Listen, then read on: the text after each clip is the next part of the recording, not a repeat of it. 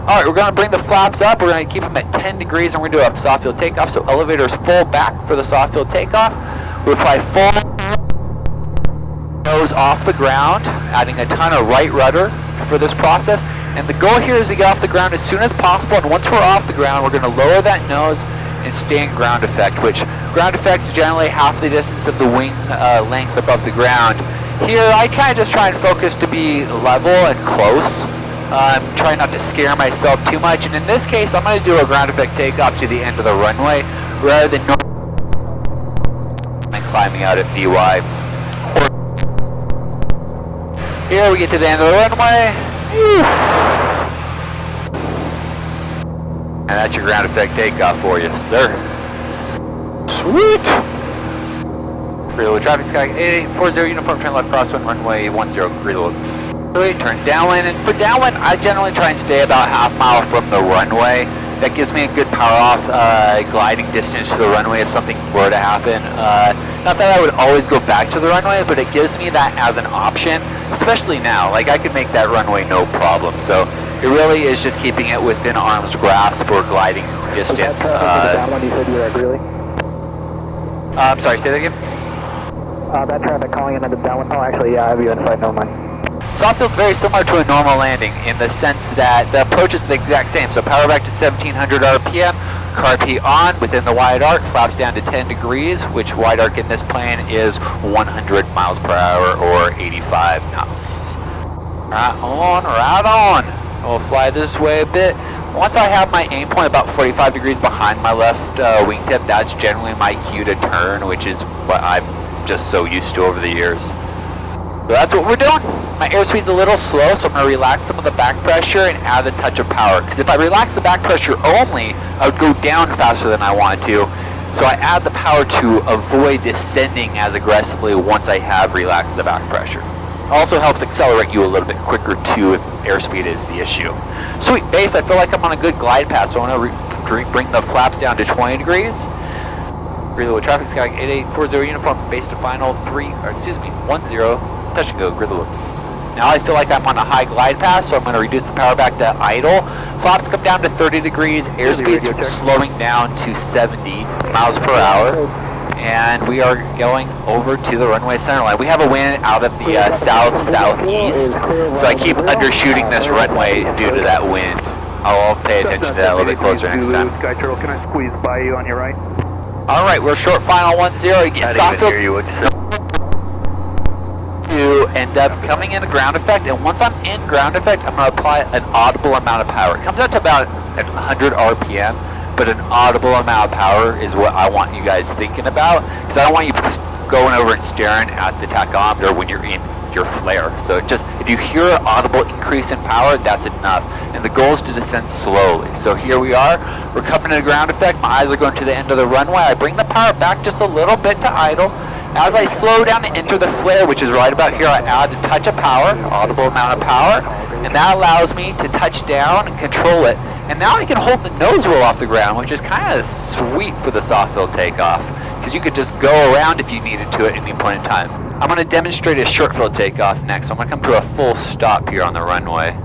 And for a short field takeoff, our departure speed is going to be rotate at 60, climb out at 75. I'm out at 60, excuse me. Alright, so we hold the brakes, full power, release the brakes, engine's green. As we let go of the brakes, airspeed's alive, I'm adding that right rudder, a little bit of back pressure. And here I use enough back pressure to get the nose unweighted. Not necessarily off the ground, just a little bit more weight on my hands. There's 60 miles per hour, so I pitch up, rotate up, and now I'm climbing up at about 60 miles per hour, which is aggressive, until I'm at I'm about 100 feet above the ground. That's cleared my 50-foot obstacle without the chance of hitting it.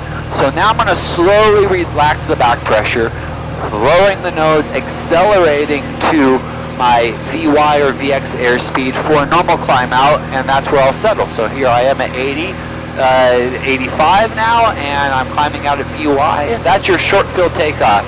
Short field takeoff, it's very important you think about what weight you're at for the speed in which you're climbing out. And you'll see that for this landing as well, for the short field landing. For for the short field landing, you got to be very aware of what weight you are for what airspeed you're going to end up using. Taxiing on Alpha to runway 10, trying to beat Sky Turtle. Really? Shouldn't be that hard. It's going to be a close race, I'm sure. 500 on our downwind leg, and I'm going to set up for a short field landing. Short field landing. A lot of people will learn the short field landing to the 1,000 footer, so that's what I'm going to demonstrate today. We have two techniques for your short field landing. The first technique is often seen as the safer of the two techniques, though it can be a little bit harder to be precise with. So the first one is going to be coming in at your published final approach speed. You can find that airspeed in the POH in the landing performance chart. It'll tell you what airspeed they use to calculate that. That's what most people will use for their short field landing. Being my 1,000 footers, car repeat on, 1,700 RPM, flaps 10 degrees in the wide arc. But that airspeed's too fast. That airspeed is published for maximum gross weight, not for the weight you are currently at. So you have to think about that, and you actually have to do a little bit of testing on your own to do it a different way. But for this one, we're going to use our standard short field landing speed, which I'll look that up real quick. On the checklist, short field landing is going to be 65 miles per hour. 65 miles per hour, flaps 30. Sweet. Okay, here we are. I'm going to turn base, green level traffic sky 40 uniform, turn left base 10, touch and go, green level. Sweet. And on base for my short field landings, I like to be completely configured on my base as long as I'm not low on my glide path. If I'm low, then I won't put the last 10 degrees of flaps in. But here on base, I'm slowing down, I'm inputting flaps down to 30 degrees, and I'm capturing that final approach airspeed of 65 miles per hour. Final approach looks clear. I've made the mistake of turning too early on every other one of my turns in this pattern so far, so I'm going to delay this turn, and now I'm going to start my turn, which with the wind today, it still should work out fairly nicely. Real traffic sky 8840 uniform, turning base to final 10, touch and go, grid load. Whether we're on a high, low, or good glide path with the two white lights, it appears like I'm high and now I'm getting a little updraft. So I just quickly reduce the power to idle, and I have to bring the pitch of the aircraft up with that updraft to keep the airspeed under control. I don't want to end up going much faster by shoving the nose down, so I pitch up to slow down. And then with the slower speed, we have more drag, which allows us to go down faster without accelerating, because the drag will resist the urge to accelerate. So with this technique, we're going to float down the runway at the faster speed. So I'm aiming for about 500 feet prior to the 1,000 footers. On our other runway, we have 500 foot indicators for the touchdown zone, but for this one, we don't. So I'm probably going about 2 centerline stripes prior to the 1000s. And here my airspeed's perfect, 65 miles per hour. As we come into ground effect, I'm going to start reducing the power to idle and letting ground effect and the extra energy I have float us down to the 1000s. And once I get to the 1000s, I let it set down, and there we are, we're on our runway. Cool. Carb heat off, flaps are coming up as we apply full power. Sweet. Now we'll just do a normal takeoff here. A little bit of back pressure. The aircraft will just float off the ground on its own. I'm a little left to center line. We'll add a little bit more right rudder to compensate for that. A little bit of a right bank as we climb out. Accelerating through 80, going for 85.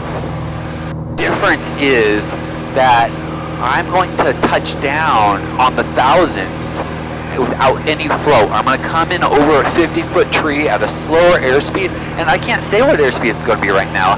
Today we took off with 10 gallons on my left, 12 gallons on my right, so 22 gallons on board. I weigh 160 pounds at the moment. I have some camera gear, so the loading of today is different than what it usually is when I'm flying with a student. Alright, so it may be a knot slower than I'm used to, which a lot of times, and I guess I'm in miles per hour today, so it might be like 2 miles per hour slower than I'm used to when I am with the student.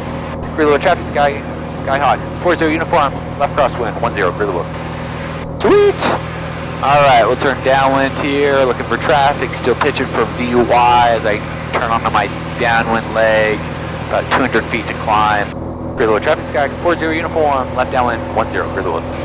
Alright, so big mistakes I see in the traffic pattern on the downwind leg are people pointing the aircraft parallel to the runway, which on a day like today with the wind from the southeast is going to blow me to the northeast out of parallel with the runway. So you have to crab into the wind. And the biggest place I see this go wrong is once you've passed the runway.